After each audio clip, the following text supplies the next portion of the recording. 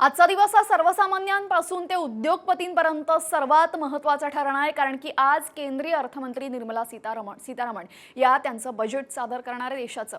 राष्ट्रपती भवनामध्ये आता अर्थमंत्री निर्मला सीतारामन या दाखल झालेल्या आहेत। राष्ट्रपतींना त्या बजेटची प्रत सुपूर्द करतील। अर्थमंत्री निर्मला सीतारामन यांनी यावेळेस क्रीम कलरची साडी नेसली असून ज्याला मोठी ग्रे रंगाची बॉर्डर आहे। थोड्याच वेळामध्ये कॅबिनेट बैठक होणार असून त्यामध्ये बजेटला मंजुरी मिळेल आणि त्यानंतर अर्थमंत्री निर्मला सीतारामन सकाळी 11 वाजता लोकसभेमध्ये मोदी 3.0 सरकारचा पहिला पूर्ण अर्थसंकल्प सादर करतील। सलग 8व्यांदा त्या अर्थसंकल्प सादर करणार असून बजेटमध्ये नक्की कोणासाठी कोणता खजिना उघडणार याकडे सर्वांचं लक्ष आहे। तर आज बजेट सादर होणार आणि बजेटमध्ये अर्थमंत्री कुणासाठी खजिना उघडणार याकडे सर्वांचेच डोळे लागलेले आहेत। सर्वात मोठ्या अपेक्षा अर्थातच नोकरदार वर्गाला आहेत, कारण केंद्र सरकार 10 लाखांपर्यंतच्या पगारावर टॅक्स न लावण्याची शक्यता आहे। तर 15 ते 20 लाखांपर्यंतच्या पगारावर 30% ऐवजी 25% टॅक्स लागू शकतो। यासोबतच शेतकरी वर्गासाठी सुद्धा मोठी घोषणा होऊ शकते। पीएम किसान सन्मान निधी 6,000वरून 12,000पर्यंत वाढू शकतो। तर रोजगारासाठी केंद्र सरकार नव्या घोषणा करेल अशी अपेक्षा आहे। तर घर खरेदीला प्रोत्साहन देण्यासाठी सरकार कर सवलत मर्यादा 2 लाखांवरून 5 लाख रुपये करण्याचा प्रस्ताव असू शकतो। त्यामुळे आता सर्वसामान्यांसाठी घर खरेदी सुद्धा स्वस्त होऊ शकते। तसंच स्मार्टफोन सुद्धा स्वस्त होण्याचा अंदाज आता वर्तवला जातोय। त्यामुळे आता बजेटमध्ये नक्की काय बाहेर होणार, कोणत्या गोष्टी स्वस्त होणार, कोणत्या गोष्टी महाग होणार याकडे सर्वांचं लक्ष आहे।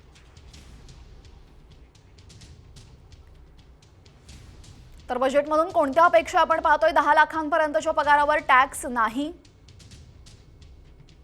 शेतकरी सन्मान निधीमध्ये 12,000पर्यंत वाढ होऊ शकते। नोकरीच्या संधी वाढण्याची शक्यता।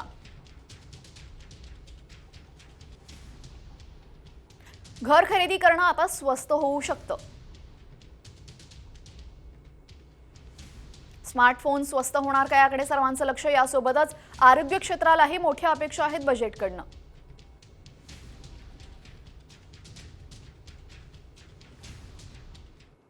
दरम्यान काल आर्थिक पाहणी अहवाल सुद्धा मांडलेला होता आणि त्यामध्ये सुद्धा अनेक गोष्टी समोर आल्या होत्या।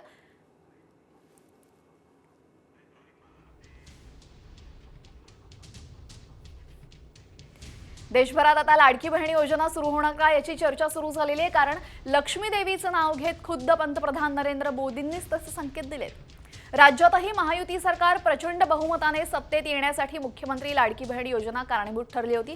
त्यामुळे केंद्र सरकारलाही या योजनेनं भुरळ घातल्याचं दिसतंय।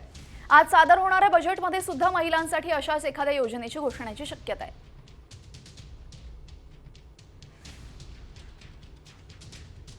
याचा अर्थ असा आहे की इन्कम टॅक्समध्ये सूट मिळण्याची जास्त अपेक्षा आहे। दुसरं म्हणजे जीएसटीच्या बद्दल काही अनाउन्समेंट होतात का ते बघायला लागेल। रोजगार निर्मितीच्या दृष्टीने विचार केला तर मॅन्युफॅक्चरिंग सेक्टरला, म्हणजे जे काही लघु उद्योग आहेत, लघु व मध्यम उद्योग असतात, यांच्यासाठीच्या काही महत्त्वाच्या घोषणा होण्याची शक्यता आहे। मला असं वाटतं या बजेटकडनं आता अपेक्षा खूप वाढलेल्या आहेत आणि जागतिक अर्थव्यवस्थेचा विचार जर केला तर जागतिक अर्थव्यवस्था ही बऱ्यापैकी लुडबुडत आहे आणि त्यामुळे भारतीय अर्थव्यवस्था ही एक असा ब्राईट डॉट असा सध्या आपल्याला दिसतोय। त्यामध्ये जागतिक अर्थव्यवस्थेचा विचार केला तर साधारणतः 3-3.25% त्याचा वृद्धीचा दर आहे आणि तोच जर आपण विकसित देशांचा विचार केला तर तो 1.5%च्या आसपास आहे, म्हणजे 2%पेक्षा खाली आहे आणि भारतीय अर्थव्यवस्था ही 6-6.5% दराने वाढली असा मागच्या कालच्या ज्या काही इकॉनॉमिक सर्व्हेमध्ये आपण बघितलं की 6.5%पर्यंतचा वृद्धीचा दर आहे तो अपेक्षित ठेवलेला आहे।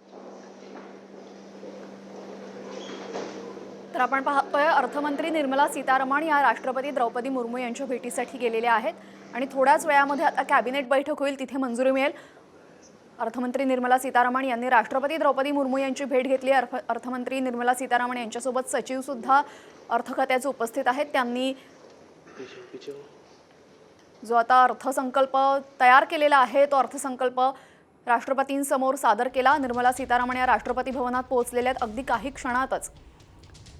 थोड्याच वेळात कॅबिनेट बैठकीमध्ये सुद्धा या संदर्भात आता मंजुरी मिळेल आणि 11 वाजता अर्थमंत्री निर्मला सीतारामन मोदी 3.0 चा पहिला पूर्ण अर्थसंकल्प मांडणार आहेत। सध्याची आपण दृश्य पाहतोय, निर्मला सीतारामन या राष्ट्रपती भवनात पोहोचलेल्या आहेत आणि राष्ट्रपती द्रौपदी मुर्मू यांना त्यांनी बजेटची एक प्रत सादर केलेली आहे।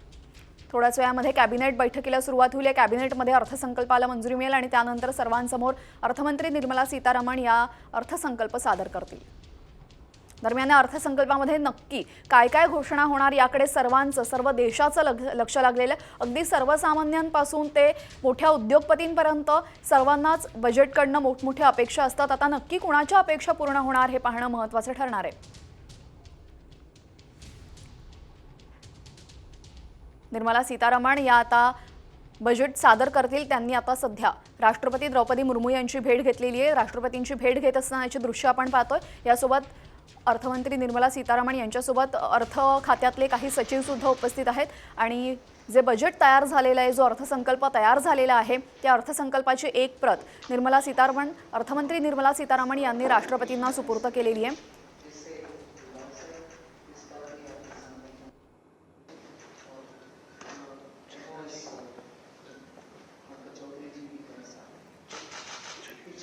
ही अर्थसंकल्पाची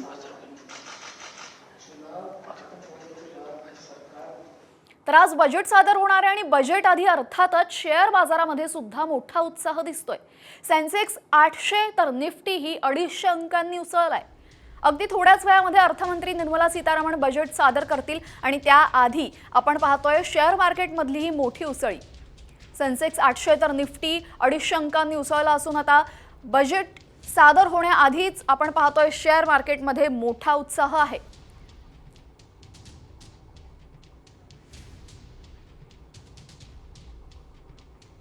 तर कोणतेही बजेट सादर करण्याच्या आदल्या दिवशी आर्थिक पाहणी अहवाल सादर होतो।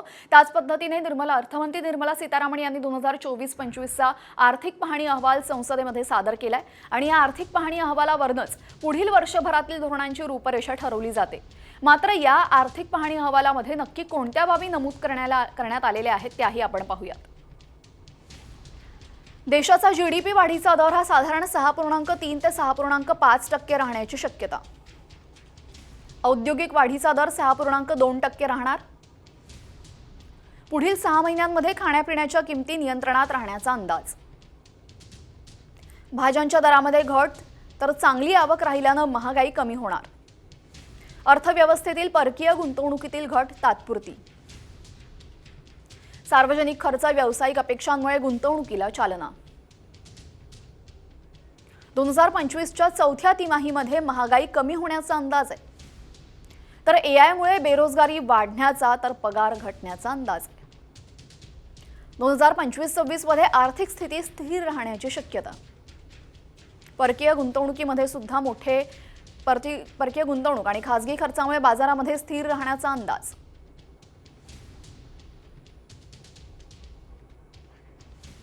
तर आपण आर्थिक पाहणी अहवाल नक्की काय सांगतो हे पाहिलं। आज अर्थमंत्री निर्मला सीतारामन या बजेट सादर करणारे। बजेट सादर करण्याआधी त्यांनी राष्ट्रपती द्रौपदी मुर्मू यांची भेट घेतलेली आहे। अर्थसचिवांसह त्या त्यांच्या भेटीला गेलेल्या आहेत आणि बजेटची एक प्रत, अर्थसंकल्पाची एक प्रत त्यांनी राष्ट्रपतींकडे सुपूर्द केलेली आहे।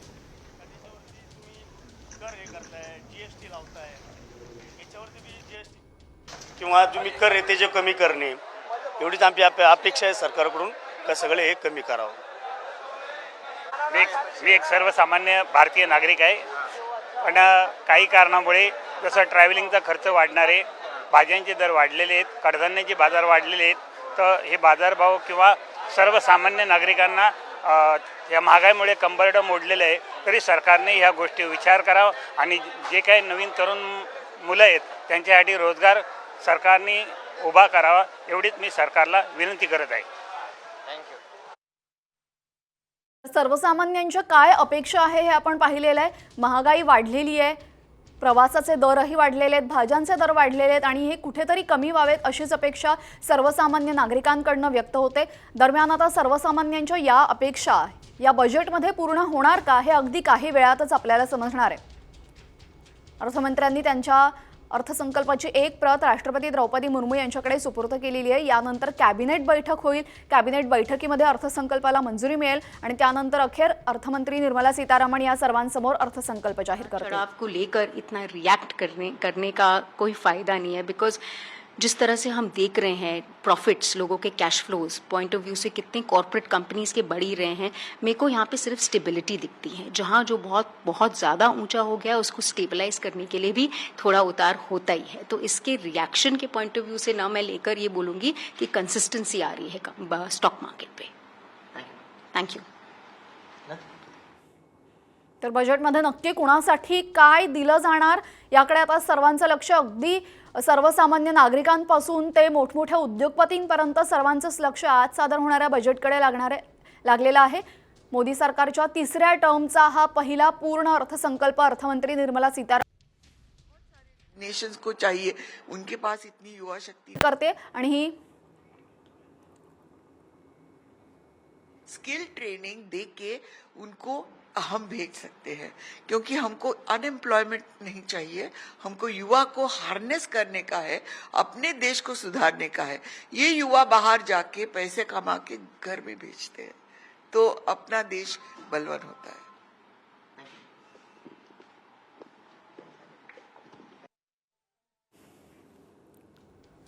तर आपण पाहिलेलं आहे तज्ज्ञ नक्की काय म्हणतायत, तज्ज्ञांचं नक्की म्हणणं काय, या बजेटमधून कोणकोणत्या गोष्टी बाहेर येऊ शकतात, एकूणच अर्थव्यवस्था ही भारताची स्थिर राहणार का की यापेक्षाही चांगली जीडीपी दर वाढणार की कमी होणार, या संदर्भातली आपण मतं पाहिलेली आहेत।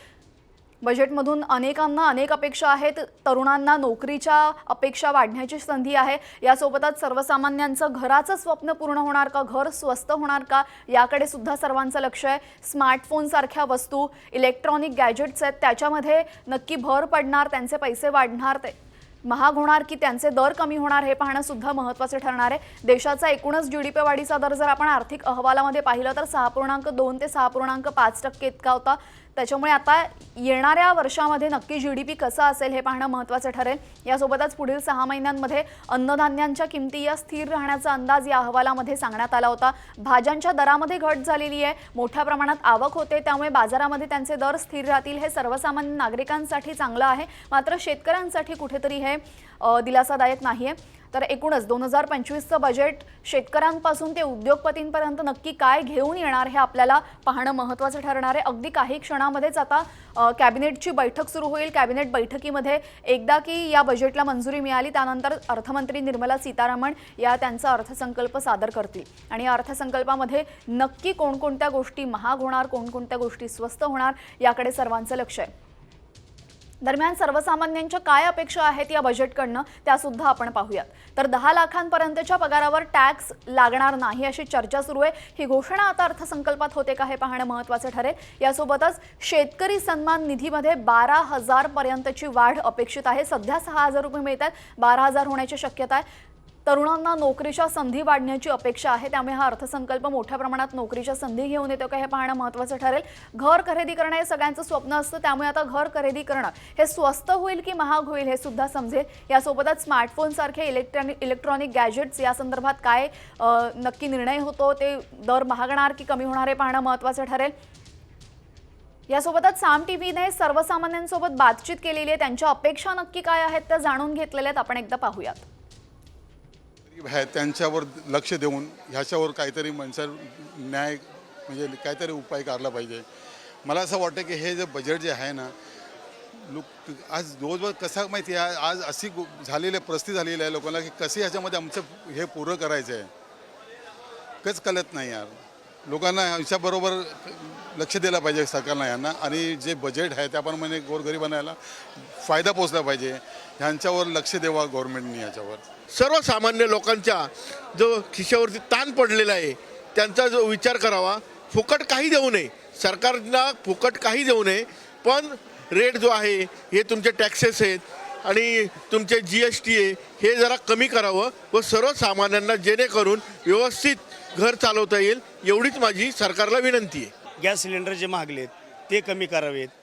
अजून भरपूर काही गोष्टी आहेत का त्याच्यावरती तुम्ही कर हे करताय, GST लावताय, याच्यावरती बी GST कमी करणे किंवा तुम्ही कर आहे ते जे कमी करणे, एवढीच आमची अपेक्षा आहे सरकारकडून का सगळे हे कमी करावं। Some of the sectors which support the backbone are actually lead.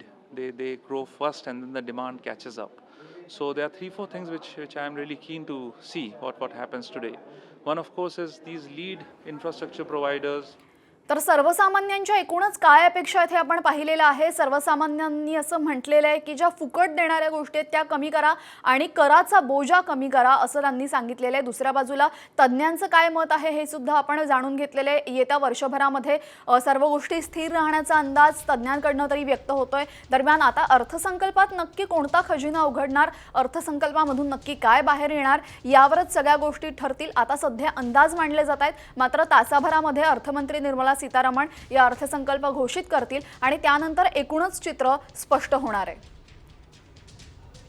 आर्थिक पाहणी अहवालामध्ये नक्की काय म्हटलेलं आहे हे आपण एकदा पाहूयात. देशाचा जीडीपी वाढीचा दर हा 6.3 ते 6.5% राहण्याची शक्यता असल्याचं अहवाल सांगतोय. औद्योगिक वाढीचा दर हा 6.2% इतका राहणार आहे. यासोबतच पुढील 6 महिन्यांमध्ये खाण्यापिण्याच्या किमती या नियंत्रणात राहण्याचा अंदाज आर्थिक पाहणी अहवालामध्ये असेल. तर भाज्यांच्या दरामध्ये घट झालेली आहे, चांगली आवक राहिलेली आहे, त्यामुळे महागाई कमी आहे. अर्थव्यवस्थेतील परकीय गुंतवणुकीतील घट तात्पुरती आहे. सार्वजनिक खर्च, व्यावसायिक अपेक्षांमुळे गुंतवणुकीला चालना मिळेल. 2025च्या चौथ्या तिमाहीमध्ये महागाई कमी होण्याचा अंदाजही आर्थिक पाहणी अहवालामध्ये दिसतोय. यासोबतच एआयमुळे बेरोजगारी वाढण्याचा तर पगार घटण्याचा अंदाज व्यक्त होतोय. 2025-26 मध्ये आर्थिक स्थिती स्थिर राहण्याची शक्यताही व्यक्त करण्यात आलेली आहे. परकीय गुंतवणूक आणि खासगी खर्चामुळे बाजारामध्ये स्थिर राहण्याचा अंदाज आहे. आर्थिक पाहणी अहवाल आपण पाहिलेला आहे आणि आर्थिक पाहणी अहवालानुसार एकूणच अर्थसंकल्पामध्ये काय होऊ शकतं, काय घोषणा होऊ शकतात, कशा पद्धतीने अर्थसंकल्प होऊ शकतो हे आपण पाहिलेलं आहे. दरम्यान अवघ्या तासाभरामध्ये आता अर्थमंत्री निर्मला सीतारामन या त्यांचा अर्थसंकल्प सादर करतील आणि सर्वसामान्यांपासून ते मोठमोठ्या उद्योगपतींपर्यंत सर्वांनाच या अर्थसंकल्पाची प्रतीक्षा आहे. मोदी सरकारच्या तिसऱ्या टर्मचा हा पहिला पूर्ण अर्थसंकल्प आणि सगळ्यात महत्त्वाची गोष्ट म्हणजे एक महिला म्हणून त्या सलग 8व्यांदा हा अर्थसंकल्प मांडणार आहेत. बजेटमधून काय काय अपेक्षा आहेत सर्वसामान्यांना ते आपण पाहतोय.